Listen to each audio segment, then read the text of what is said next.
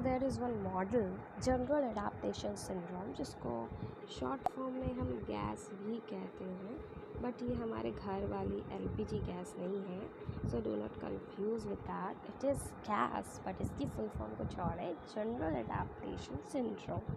तो जनरल का मतलब होता है जो कि बहुत ही ज़्यादा रेलेवेंट हो, बहुत ही ज़्यादा हम उसको जनरलाइज कर सकें एंड ये सबके साथ हो। तो हेल्थ सैली ने क्या करा, उन्होंने कुछ एक्सपेरिमेंट करा एनिमल्स पे एंड उसी चीज़ कुछ एनिमल्स पे करा, कुछ हॉस्पिटल के पेशेंट्स पे करा जिनको चोट लगी हुई थी, एंड फिर जो उनका कंक्लूजन निकला तो उन्होंने जनरलाइज कर दिया कि ऐसा ही होता है। तो हेंस सैली ने क्या करा कि एनिमल्स को बहुत सारे वैरायटी ऑफ स्ट्रेसर्स से क्या करा, एक्सपोज करा, जैसे कि high temperature, x-rays, insulin injection, ये सब दिया लेबोरेटरी में, एनिमल्स पे किया for a long period of time. And फिर उन्हें एक चीज़ हुआ कि जैसा एनिमल्स ने रिस्पॉन्ड करा वैसा ही जो पेशेंट्स थे जिनको इंजरीज़ हो रखी थी, जो हॉस्पिटलाइज थे, उन्होंने भी same bodily pattern of responses से रिस्पॉन्ड करा। तो उन्होंने इसी मॉडल को जनरल एडाप्टेशन सिंड्रोम कह दिया। एंड इसके 3 स्टेजेस होते हैं, अलार्म रिएक्शन, रेजिस्टेंस, एग्जॉशन।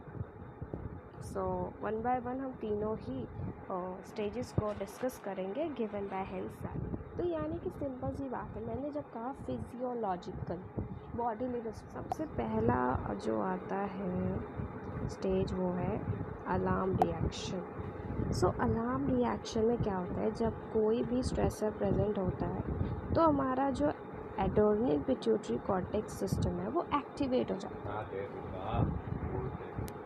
तो हमने ये चीज़ पहले भी पढ़ा था कि हाइपोथैलेमस से 2 पाथवेज होते हैं फिजियोलॉजिकल रिस्पॉन्स के, जब सेकेंडरी अप्रेजल होता है तो उसमें एड्रेनल पिट्यूटरी कॉर्टेक्स सिस्टम था। तो मैंने कहा था कि जो पिट्यूटरी सिस्टम होता है वो अगर एक इंडिविजुअल तय कर लेता है कि मुझे लड़ना है तो एनर्जी वो देता है। तो इसमें क्या होता है कि वो पर्सन फाइट एंड फ्लाइट या तो लड़ ले या फिर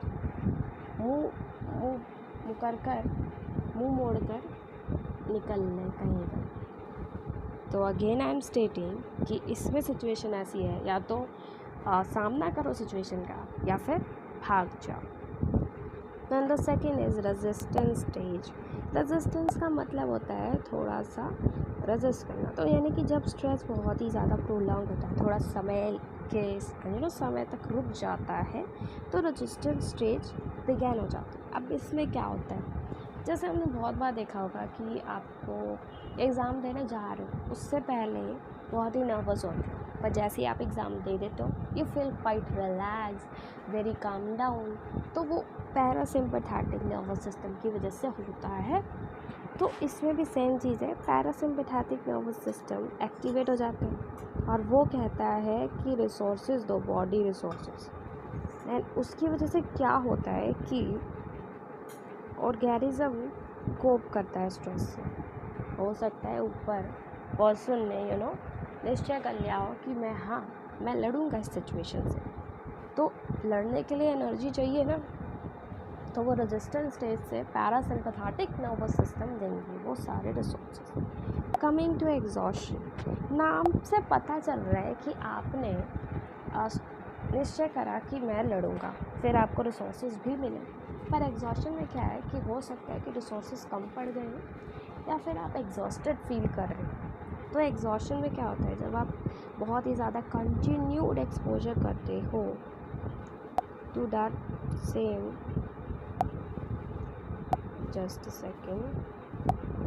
same stressor of additional stressor, उसकी वजह से क्या होता है, आप बॉडी बहुत ही ज़्यादा एग्जॉस्टेड हो जाती है। भाई बॉडी है, कोई मशीन थोड़ी ना है, कोई मशीन है, मशीन को भी ब्रेक चाहिए होता है। तो वैसे ही the third stage of exhaustion, physiological system, alarm reaction और रेजिस्टेंस में हमने फिजियोलॉजिकल ही बात करी है, कॉग्निटिव वाली थ्योरी नहीं ली है। तो वो सारा इनफेक्टिव बन जाता है क्योंकि हमारी बॉडी क्या हो जाती है, एग्जॉस्टेड हो जाती है। एंड उसकी वजह से जब आप एग्जॉस्टेड हो जाते हो जो थोड़ी सी बीमारियाँ हो जाती है, जैसे कि हाई ब्लड प्रेशर है, मतलब जनरल एडाप्टेशन सिंड्रोम, जो कि हेंस सैली ने दिया है, जिनको हमने father of modern stress research भी कहा है। तो ये आंसर बिल्कुल अधूरा है अगर हम ये डायग्राम, जो बहुत इम्पोर्टेंट है, ये ना लिखें सामने। तो चाहे ये question always this question comes for 3 marks and we have to give this diagram because it's extremely important. And ये डायग्राम को ऐसे ही लिखना होता है। तो सबसे पहला जो मैंने कहा था नाम रिएक्शन, तो इसमें नाम रिएक्शन है, स्टेज ऑफ रेजिस्टेंस है, स्टेज ऑफ एग्जॉशन है, तो लेवल ऑफ नॉर्मल रेजिस्टेंस जो कि ये है। अब इसके ऊपर ना एक और चीज़ लिख सकते हैं कि अलार्म रिएक्शन के ऊपर होता है एड्रेनल पिट्यूटरी कॉर्टेक्स सिस्टम, यहाँ पे लिख सकते हैं। फिर यहाँ पे पैरासिम्पैथेटिक सिस्टम एक्टिवेट हो जाता है इसमें। एंड स्टेज ऑफ एग्जॉशन में सारे जो रिसोर्सेज हैं बॉडी के वो एग्जॉस्ट हो जाते हैं। तो अब हर चीज़ के ना पॉजिटिव्स ही नहीं होते, नेगेटिव्स भी होते हैं। एंड अगर कुछ लोग प्रेज़ करते हैं आपको तो क्रिटिसाइज़ भी करते हैं। And the same thing applies to Hans Selye की ये definition of general adaptation syndrome. And इसमें एक चीज़ हुई है, क्रिटिसाइज़ करा गया है उनको, दुनिया तो होती ही है क्रिटिसाइज़ करने के लिए। तो Selye's model has been criticise for assigning a very limited role to psychological factors in stress. अब मैंने जितने भी स्टेजेस बताए, हमने जितने भी पढ़े, चाहे वो अलार्म रिएक्शन हो, रेजिस्टेंस हो, एग्जॉशन हो, तीनों ही हैं फिजियोलॉजिकल स्टेज, राइट। किसी भी चीज़ में साइकोलॉजिकल कैटेगरी फैक्टर्स को नहीं बताया गया है। तो यानी कि उन्होंने इस पर जोर ही नहीं दिया, उन्होंने इस पर स्टडी ही नहीं करा। Researchers have reported that the psychological appraisal of events is important for the determination of stress. How people respond to stress is substantially influenced by their perception, personalities, biological constitutions. All right. तो इससे simple सी बात पता चल रही है हमें कि hence Selye की जो चीज़ें हैं उनको क्रिटिसाइज़ करा गया है क्योंकि उन्होंने साइकोलॉजिकल एस्पेक्ट ऑफ स्ट्रेस पे ध्यान नहीं दिया है। So we come to the next topic, stress and immune system. हमने क्लास 11th में ही ये टॉपिक पढ़ा था, नहीं ये टॉपिक नहीं, ये चीज़ पढ़ी थी, psycho neuro immunology, class 11th में। तो साइको का मतलब होता है माइंड, न्यूरो का मतलब होता है ब्रेन, एंड इम्यूनोलॉजी ये इम्यून सिस्टम जो कि हमारा एक इम्पॉर्टेंट पार्ट है of our body to fight against invaders, किसी भी डिसऑर्डर डिजीज़ से फाइट करने के लिए। तो इन तीनों का जब हम रिलेशन पता करते हैं तो उस चीज़ को हम कहते हैं साइको न्यूरो इम्यूनोलॉजी। तो ये फोकस करती है link between mind, brain and immune system.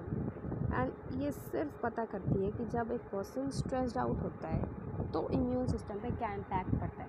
Obvious सी बात है, अगर आप स्ट्रेस्ड आउट हो तो इम्यून सिस्टम पे पॉजिटिव इम्पैक्ट तो नहीं पड़ने वाला, सो ये नेगेटिव ही पड़ेगा। हो सकता है कि जो आपकी बॉडीली फंक्शंस हैं, इम्यून सिस्टम है, वो कमज़ोर हो जाए। जैसे कि बहुत सारे लोग, बहुत सारे बच्चे जो एग्ज़ामिनेशन एंजाइटी बहुत ही ज़्यादा फेस करते हैं, तो वो बहुत ही ज़्यादा इम्पैक्टेड हो जाते हैं इन सारी चीज़ों से। एंड इनकी वजह से ना उनका स्टमक अपसेट हो जाता है, फिर वो जाते रहते हैं वॉशरूम। तो ये बताता है कि कितना एक पर्सन स्ट्रेस्ड आउट है। तो ल्यूकोसाइट्स, अब ये अनदर नेम है for white blood cells, you need to remember all this. अब इसके बाद ना हमारे पास 3-4 चीज़ें आ रही हैं। सो द एंटीजेंस का मतलब होता है virus, all right. So antigens virus, it also leads to production of antibodies, all right, क्योंकि आप वायरस से फाइट करोगे बिना एंटीबॉडीज़ के, इट्स इम्पॉसिबल। जैसे हमें अगर कोई भी चोट लग जाती है तो उसको ठीक करने के लिए वी नीड दवा, राइट। तो वायरसेस से फाइट करने के लिए जो एंटीबॉडीज़ है ना, वो एक दवा का काम करेंगी। अब इसमें 2-3 इम्पॉर्टेंट चीज़ें हैं जिनका फंक्शन 1 मार्कर में पूछ लिया जाता है, एंड हमें ना इसको रिलेट करके पढ़ना होगा, which the trick I will be sharing to you. पहला है T cell, B cells and natural killer. अब टी सेल क्या करता है, इन्वेडर्स को डिस्ट्रॉय करता है। टी हेल्पर क्या करता है, इन्वेडर्स डिस्ट्रॉय तब तक नहीं हो सकते जब तक आपका immunological system, immunological activity increase ना हो जाए। It is these T helper cells जो अटैक करे जाते हैं HIV and the virus causing AIDS. ठीक है, अब बात आएगी बी सेल्स। अब बी सेल्स को याद रखने के ना कि ये क्या प्रोड्यूस करते हैं, मेरे पास एक ट्रिक है। ये जो बी सेल्स है तो बी सेल्स है, तो जो बी लेटर है इसको याद रखो, एंड ये जो प्रोड्यूस करते हैं वो एंटीबॉडीज़ है। तो एंटीबॉडीज़ में भी बी आ रहा है, तो बी को रिलेट करो। सो बी सेल्स क्या प्रोड्यूस करते हैं, एंटीबॉडीज़ प्रोड्यूस करते हैं। Alright, and natural killer cells की बात करें तो वो होते हैं, फाइट करते हैं virus and tumours. Natural killer यानी कि ये वो सेल्स जो अपने आप नेचुरली चीज़ों को वायरस को किल आउट करते थे। अब अगर एक पर्सन बहुत ही ज़्यादा स्ट्रेस लेता है तो नेचुरल किलर सेल्स की जो तादाद होती है या नंबरिंग होती है वो कम हो जाती है। तो ऑफ कोर्स ये अच्छी बात तो है नहीं, यानी कि हमारा इम्यून सिस्टम थोड़ा सा वीक हो जाता है। तो कुछ लोग होते हैं ना जिनको कैंसर, ट्यूमर्स वगैरह होते हैं, तो वो जल्दी रिकवर कर पाते, कुछ लोग नहीं कर पाते। तो द ओनली डिफरेंस लाइज कि उनमें जो number of natural killer cells है ना, किसी में ज़्यादा होते हैं, किसी में कम होता है। तो इसमें जब आप स्ट्रेस लेते हो तो नेचुरल किलर सेल्स की जो साइटोटॉक्सिसिटी है वो इम्पैक्टेड हो जाती है, जो कि बहुत ही इम्पॉर्टेंट इम्पॉर्टेंट डिफेंस है against various infections and cancers. तो वो लोग जो बहुत ही ज़्यादा स्ट्रेस लेते हैं उनमें इनकी जो प्रोडक्शन है वो कम होती है, तो हमें इसीलिए स्ट्रेस फ्री रहना चाहिए। ऑलराइट, सो उसके बाद बात आएगी कि अब ये वाला जो डायग्राम है ये हम बना सकते हैं पेपर में। इसमें सिर्फ दिया है कि जो फियर, एंगर, हॉस्टिलिटी है ये क्या है, हमारे स्ट्रेस हार्मोन्स की वजह से रिलीज़ होते हैं। ये इमोशनल इफेक्ट ऑफ स्ट्रेस है। फिर आप एंग्री हो तो एंगर आउटबर्स्ट होगा, टैंट्रम्स थ्रो करोगे, withdrawal, feeling of hopelessness, negative feelings ने आपको घेर लिया है ना, तो how can you think positive. अगर आप इमोशनली इतना इम्पैक्टेड हो, यानी कि आप साइकोलॉजिकली भी इम्पैक्टेड हो एंड फिजियोलॉजिकली भी होंगे। खाना छोड़ देना, नहीं खाना मुझे। जब भी स्ट्रेस होता है सारा गुस्सा खाने पर निकलता है लोगों का। सो उसकी वजह से आप खाना नहीं खाओगे, एनर्जी नहीं मिलेगी, तो इम्यून सिस्टम भी वीकन हो जाएगा, because you are taking too much stress and you are not eating also, and उसकी वजह से मेंटल और फिज़िकल इलनेस हो सकती है, जो कि यहाँ है। तो ये वाला डायग्राम आप बना सकते हैं अगर क्वेश्चन आता है of stress and immune system का ऑफ 3 मार्कर, तो it will be a good presentation of answer. उसके बाद एक और इम्पॉर्टेंट लाइन है, जो पीपल अंडर प्रोलॉन्ग स्ट्रेस होते हैं, हियर इट इज़, उनका जो इरेशनल फियर्स होते हैं वो बहुत ही ज़्यादा प्रोन होते हैं, उसमें मूड स्विंग्स होते हैं, फोबियाज़ होते हैं, and may experience fits of depression, anger and irritability, irritate हो जाते हैं, and these negative emotions appear to be related to the function of immune system. तो अब हम आगे बढ़ेंगे।